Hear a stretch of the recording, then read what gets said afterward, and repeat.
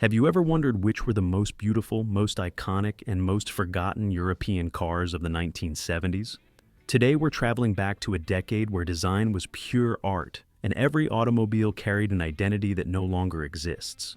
Get ready, because what you're about to see here are not just vehicles. They are legends, machines that shape generations, and that many people don't even remember anymore. Hold on tight, because you're about to see some of the most stunning European cars from the 1970s, models that almost no one remembers today. 1971. Jaguar E-Type Series 3. There are cars that don't just belong to a decade. They look like they were built to defy time itself. And today, as we revisit this British masterpiece together, I want you to imagine what it must have felt like to see this car for the first time on a European street in the early 70s. It wasn't just another sports car. It was a declaration of elegance, power, and an almost artistic refinement that very few brands have ever dared to replicate. When Jaguar decided to evolve the legendary E-Type, they knew they were touching a sacred symbol. That's why the arrival of the 5.3-liter V12 engine wasn't just a technical upgrade. It was a bold message. Jaguar wanted to raise the bar for what a true Grand Tourer could be. The Series 3 wasn't chasing pure speed anymore. It was chasing presence. The wider grille, the redesigned bumpers, the larger wheels, and the more muscular stance transformed that already perfect silhouette into something even more seductive.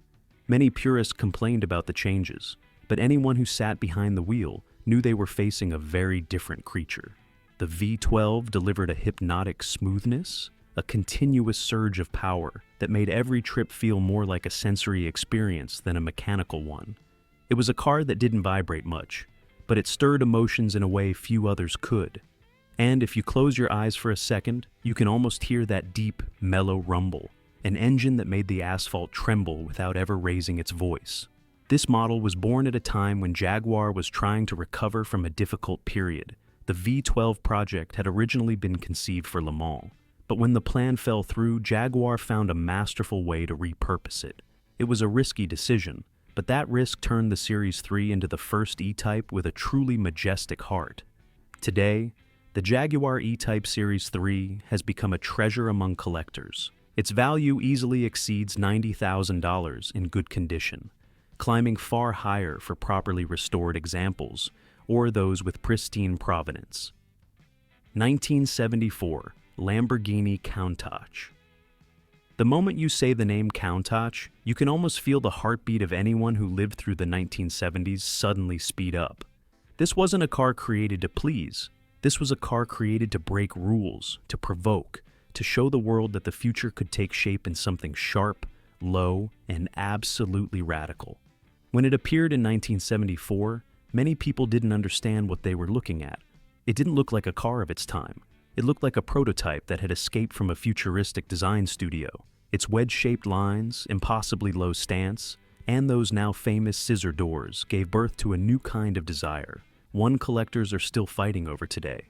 The story behind its creation is just as fascinating as its presence. Marcello Gandini from Bertone had already revolutionized automotive design with the Miura, but the Countach was something else entirely. It was pure provocation, an angular sculpture built from extreme shapes and tense surfaces that defied every traditional design rule. Lamborghini needed a shockwave, a bold statement in an era of rapid change, and they delivered a machine that seemed to bend the laws of physics. A fun little detail. The name Countach didn't come from any technical or historical reference, but from a Piedmontese expression of pure astonishment. Basically the equivalent of saying, wow, in disbelief. Under that impossible bodywork lived a V12 engine that roared like some kind of mythical creature. It was uncomfortable, hot, difficult to maneuver at low speeds. But the truth is, no one ever bought a Countach for comfort. You bought it for the experience, for the legend, for the feeling of sitting inside a machine that defined an entire era of automotive design. Today, the Lamborghini Countach is one of the most valuable cars of the decade. Depending on the version, its price on the collector's market ranges from $500,000 to well over $1 million. And still, people who chase a Countach aren't looking for a classic car, they're looking for a cultural symbol. 1976. Ferrari 512BB. Some cars don't just represent a brand, they embody an entire way of life. The 512BB is exactly that. A grand tourer born in a decade of ambition, cleaner lines, and a passionate pursuit of mechanical perfection. When it arrived in 1976, many felt Ferrari had achieved something nearly impossible. They fused classical Italian elegance with mature, controlled, almost aristocratic performance. This model marked a major shift for the brand, as it adopted a mid-mounted flat-12 boxer engine. That decision wasn't a whim. Ferrari wanted a car capable of delivering high performance with supreme stability, something traditional front-engine layouts simply couldn't offer with the same purity. The result was a machine that felt planted to the asphalt, as if every corner were a natural extension of its structure, and yet, it still carried that unmistakable Ferrari refinement, a perfect balance between mechanical brutality and aesthetic beauty. The Pininfarina bodywork, with its taut surfaces and masterful proportions, created one of the most visually balanced Ferraris ever made. A curious detail is that the model never carried the Cavallino badge on the front. Ferrari wanted the shape itself to speak. Its presence alone should be enough for anyone to know exactly what they were looking at. Today, the Ferrari 512BB is considered a masterpiece, and its value reflects that. In today's market, it easily surpasses $350,000, reaching much higher numbers for pristine or historically significant examples. Before we move on to the next car, answer me this. Between these two titans of the 1970s, the Ferrari 512BB and the Lamborghini Countach, which one would you choose to keep in your garage, and why? Your choice might reveal more about your personality as a classic car lover than you think, and we want to know. 1973, Porsche 911, Carrera RS 2.7. There are cars that don't need theatrics or exaggerated claims to become legends. All it takes is a single glance, 1 second, for you to understand why so many purists consider this the ultimate 911, the moment where simplicity, lightness, and performance reached an almost spiritual balance. The most fascinating thing about the RS 2.7 is that its design was born entirely from function. The famous ducktail wasn't an aesthetic whim. It was a technical solution to stabilize the rear end at high speeds, reducing the aerodynamic lift that early 911s suffered as they approached 125 miles per hour. But destiny wanted more. That functional innovation became one of the most iconic visual features in automotive history. Any enthusiast who sees that little raised tail instantly feels a rush of nostalgia, lightened to almost unimaginable extremes. With thinner doors, lighter glass, and a stripped-down interior, the RS 2.7 was designed to race from the very first sketch. Its 2.7-liter flat-six delivered a level of performance that, for the era, almost seemed excessive inside such a featherweight chassis. The funny thing is that at first, even Porsche doubted the project. To homologate the car, they needed to sell 500 units, but the company feared they wouldn't reach the number. History proved otherwise. All 500 sold, fast, and due to overwhelming demand, Porsche ended up producing more than 1,500. What began as a technical experiment became a cultural icon and one of the most coveted collector cars on Earth. Today, the value of the Porsche 911 Carrera RS 2.7 is a perfect reflection of its mythical status. In the current market, it's rare to find one for less than $700,000, and examples in exceptional condition or, with racing history, easily surpass $1 million. 1973 BMW 3.0 CSL Batmobile. This is a car that didn't just look fast, it radiated speed even while standing still. It was impossible to ignore. Its deflectors, its massive rear wing, its wide, aggressive stance. The whole thing looked like a prototype that had escaped from a wind tunnel, an audacious experiment brought to life. In 1973, no other European manufacturer dared push aerodynamics to such an extreme. BMW did, and by doing so, they created one of the most iconic cars in their entire history, and an absolute monument to motorsport. This model was born with a crystal-clear purpose. BMW wanted to dominate the European Touring Car Championship, and to do that, they needed something light, fierce, and engineered to face increasingly competitive rivals. The result was the CSL, Coupe Sport Leichtbau, a name that perfectly reflected its philosophy. The body was lightened using aluminum panels, sound insulation was reduced, and various structural components were simplified, resulting in a chassis that responded almost with human reflexes. But it was the final version, equipped with the extreme aerodynamic package that earned the nickname Batmobile. That outrageous set of components, shocking for its time, wasn't designed for beauty, but for control. Every surface redirected air with precision. Every angle served a purpose. In the history books, few projects embody the blend of aggressive engineering and aesthetic vision, as well as this one. Its tuned six-cylinder engine delivered such a balanced, confident performance that many drivers considered it one of the finest engines BMW ever built. And although the street version didn't come with the giant rear wing installed from the factory due to legal restrictions, it was delivered disassembled in the trunk, as if BMW were quietly inviting owners to complete the masterpiece themselves. Today, the 3.0 CSL Batmobile is one of the most valuable and fiercely contested European classics. Its price easily climbs past $300,000, often reaching far higher for authentic, well-documented cars. 1970. Alfa Romeo Montreal. There are cars that possess a quiet magnetism, a presence that doesn't need noise or theatrics to capture attention. The Montreal is one of those rare machines that walks the line between Italian elegance and bold styling with an ease very few brands have ever achieved. What makes its story so fascinating is that it was born almost by accident. It was first presented as a prototype at Expo 67 in Montreal, intended merely as a showcase of Italian design talent. But the public reaction was so overwhelmingly positive that Alfa Romeo decided to turn it into a production model. And here comes the most surprising twist. They expected to offer a stylish and accessible Grand Tourer, but ended up creating a machine powered by an engine derived from the ones Alfa was using in competition. On the road, the Montreal delivered a delightful balance between sportiness and sophistication. It wasn't a pure supercar, but it was certainly a Grand Tourer with character. Its 2.6-liter V8 produced a metallic, vibrant sound that made it clear this Alfa had something special pulsing beneath its sculpted bodywork. Its unmistakable design also helped turn it into a forgotten icon. It's curious how a car so visually impressive could have spent so many years under the radar. Perhaps that's why today it has become a coveted collectible for enthusiasts searching for something different, something with soul.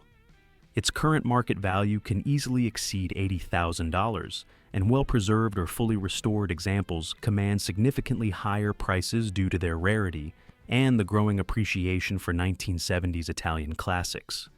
1972 Mercedes-Benz 450S LC. This is one of those automobiles that doesn't need flash or drama to earn respect. Its presence speaks for itself. Just look at the long, serene hood line, the elegant roof slope, and the balanced proportions that seem carved with a level of restraint only Mercedes knew how to master. In the 1970s, while many manufacturers experimented with wild designs, Mercedes chose a different path. The SLC embodied effortless sophistication, mature elegance that turned even the simplest drive into a quiet statement of good taste. Its story reveals exactly what Mercedes intended. The brand wanted to offer a coupe that combined its renowned engineering solidity with a higher level of refinement. That's how the extended wheelbase version of the SL was born, offering a more spacious interior and 4 usable seats without sacrificing its sporting character.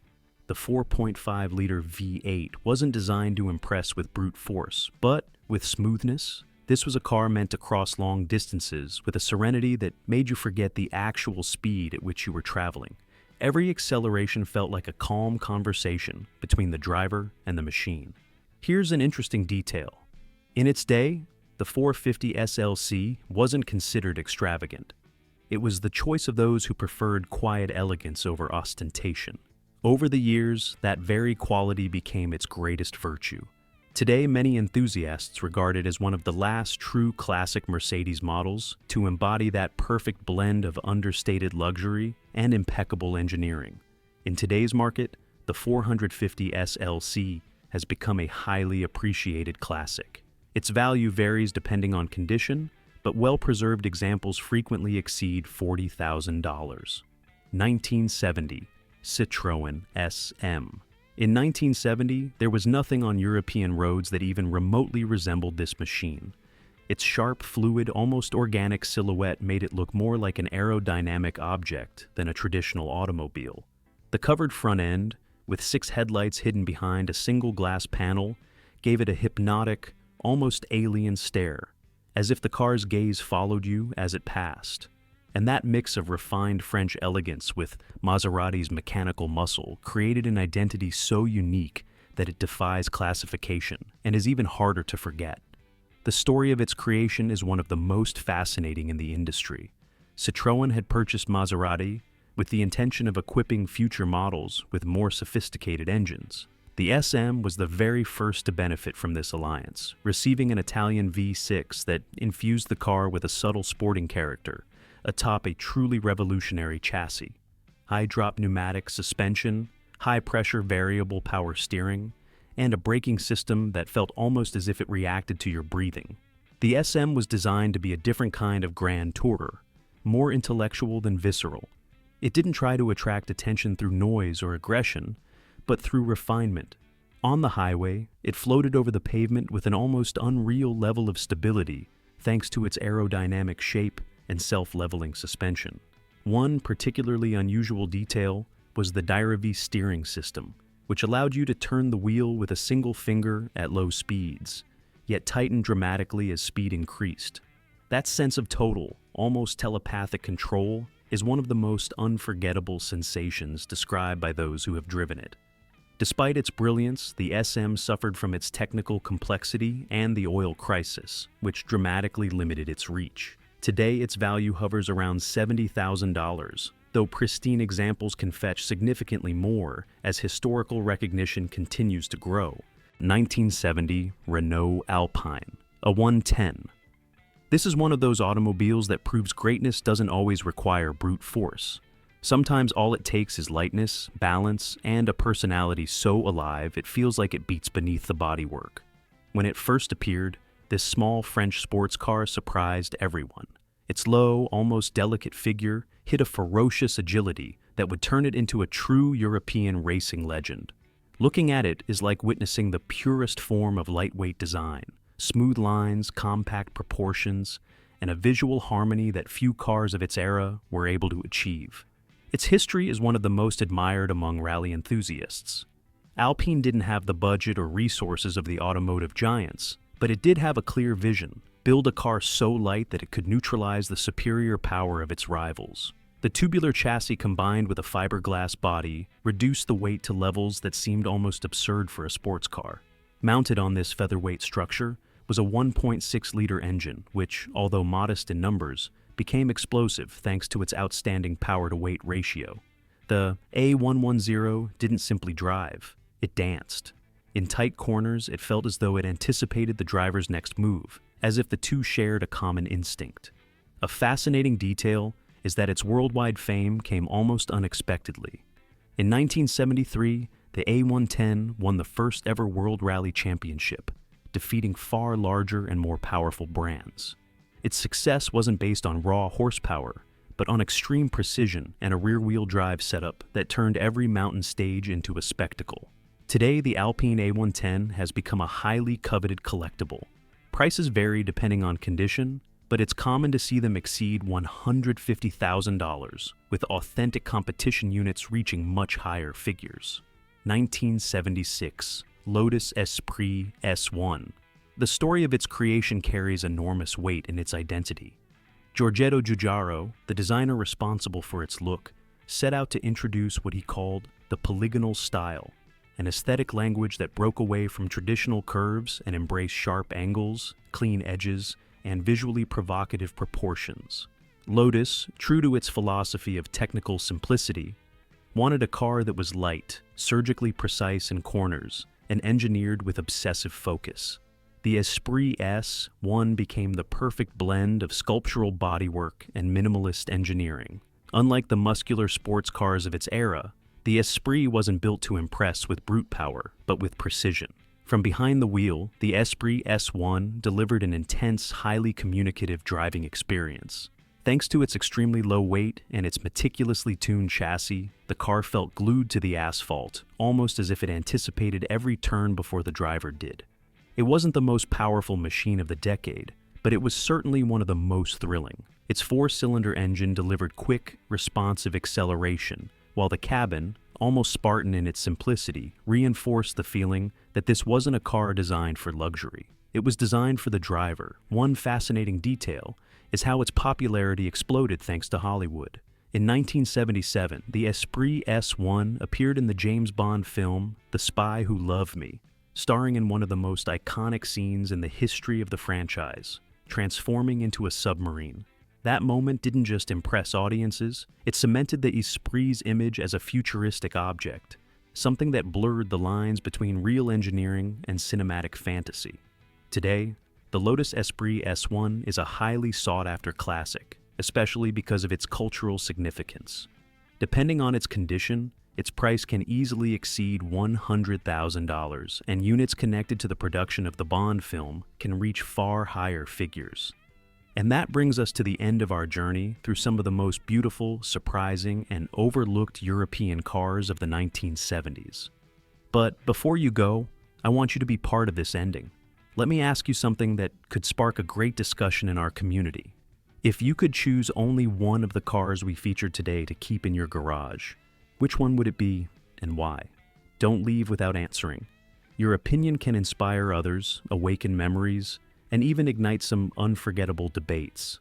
Scroll down and let me know. And if you love traveling through automotive history, don't go just yet.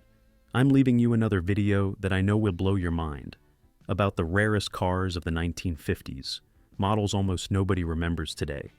But that will surprise you just as much as the ones you've seen here. Click it and keep this adventure going. See you there.